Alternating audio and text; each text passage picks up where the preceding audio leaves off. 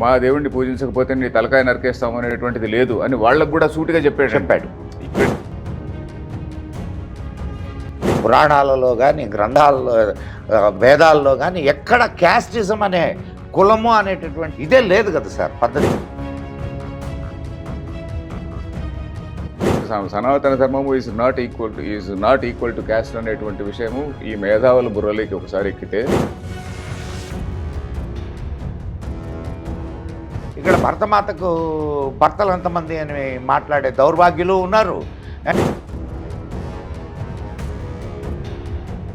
So భూమాత అనేటువంటి concept ఉన్నప్పుడు ఈ దేశాన్ని ఒక తల్లి కింద భావించుకోవడం అనేటువంటి చాలా కరెక్ట్ నినాదం, దానిలో తప్పేం లేదు. ఇప్పుడు మీరు నేను కూర్చొని ఇక్కడ వివేకానందుని గురించి ఇంత గట్టిగా మాట్లాడుతున్నామంటే కారణం ఏంటి?